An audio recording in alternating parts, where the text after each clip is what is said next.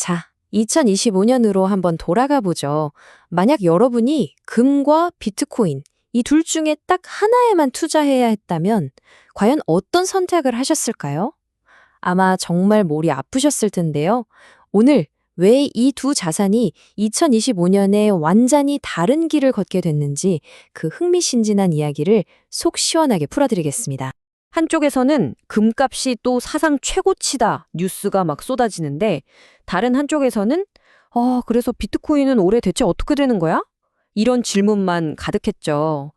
이제 바로 2025년 시장을 관통하는 가장 큰 미스터리였습니다. 어떻게 이렇게 정반대 이야기가 동시에 나올 수 있었을까요? 이 질문에 답을 찾으려면 일단 이야기의 한 축인 금부터 살펴봐야 합니다. 도대체 뭐가 금을 그렇게 뜨겁게 만들었을까요?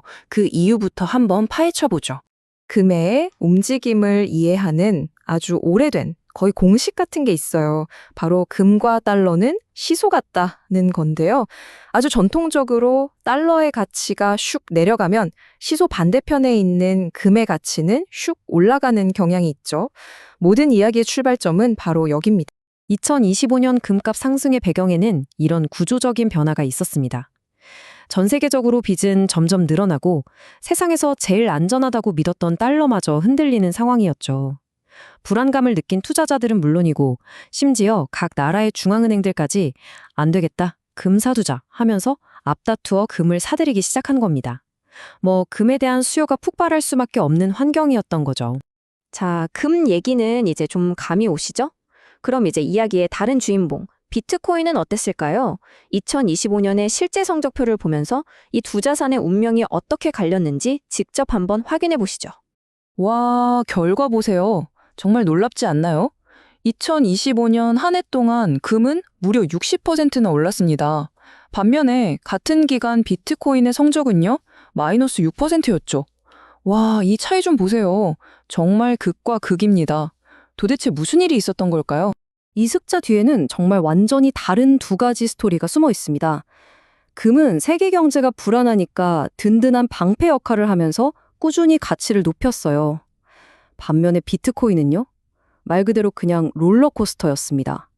한때 12만 6천 달러라는 어마어마한 고점을 찍는가 싶더니 그대로 곤두박질 치면서 결국엔 마이너스로 한 해를 마감해버렸습니다.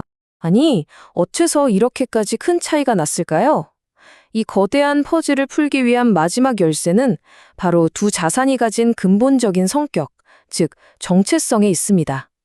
자, 이제 그 속을 깊이 들여다보겠습니다. 금은요, 아주 오랫동안 별명이 안전자산이었어요. 뭐랄까, 시장에 막 폭풍우가 몰아칠 때 내 자산을 안전하게 지켜주는 일종의 금융보험 같은 역할이죠. 세상이 흔들릴수록 사람들은 본능적으로 금을 찾게 되는 겁니다. 자, 비트코인은요, 완전히 정반대입니다. 대표적인 위험 자산이죠. 폭풍우 속의 보험이 아니라 쨍쨍한 날 더 높이 쏘아 올리는 로켓에 가까워요. 높은 수익을 기대할 수 있지만 그만큼 주변 경제 상황에 따라 가격이 아주 민감하게 춤을 추는 특성이 있습니다. 표로 한번 정리해 볼까요? 보세요. 금의 역할은 자산 보존, 그러니까 내 돈을 지키는 보험에 가깝습니다. 경제가 불안할 때 빛을 발하죠. 반면에 비트코인은 자산 성장을 목표로 하는 투기적 성격이 강한 엔진이고요. 시장 분위기가 가져와 할 때 날아오릅니다. 그러니까 2025년의 이 엇갈린 결과는 사실 너무나 당연한 필연적인 결과였던 셈입니다. 그럼 이런 생각 드시죠? 알겠어. 금 좋은 건 알겠는데 내가 금괴를 사서 장롱에 넣어둘 수도 없고. 당연하죠. 이제 금에 투자하는 아주 현대적이고 편리한 방법을 알려드릴게요. 그 해답이 바로 금 현물 ETF에 있습니다.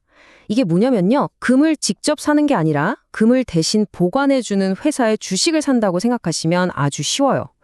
실제 금은 창고에 딱 쌓아두고 그 소유권을 주식처럼 잘게 쪼개서 누구나 쉽게 사고 팔 수 있게 만든 거죠.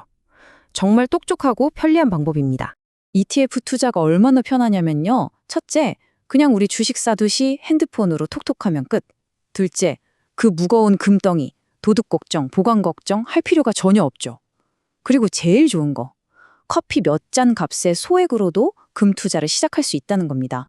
실제 시장에 어떤 상품들이 있냐면요. 대표적으로 세계에서 가장 규모가 크고 유명한 게 SPDR 골드 쉐어즈, 티커로는 GLD고요.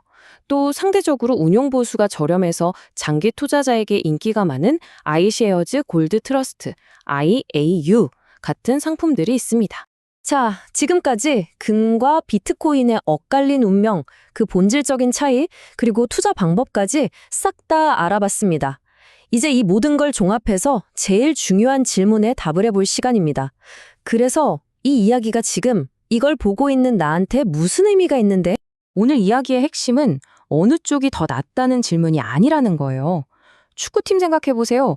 골 잘 넣는 공격수만 있다고 우승하나요? 아니죠. 든든한 수비수도 꼭 필요하잖아요. 바로 그겁니다. 금은 내 자산을 지키는 수비수, 비트코인은 높은 수익을 노리는 공격수. 역할이 완전히 다른 도구인 거죠. 그래서 우리가 얻어야 할 가장 중요한 지혜는 바로 이거예요. 단순히 작년에 뭐가 많이 올랐다고 우르르 쫓아가는 투기꾼이 아니라 각 자산이 내 포트폴리오에서 어떤 목적을 가지고 어떤 역할을 해야 하는지 이해하고 활용하는 전략가처럼 생각해야 한다는 사실입니다. 자, 이제 마지막으로 여러분 스스로에게 이 질문을 한번 던져보시기 바랍니다. 나의 포트폴리오는 오직 공격에만 집중하고 있는가? 아니면 예상치 못한 위기를 막아줄 든든한 수비도 갖추고 있는가? 여러분의 성공적인 투자를 응원하며 오늘 이야기는 여기서 마치겠습니다.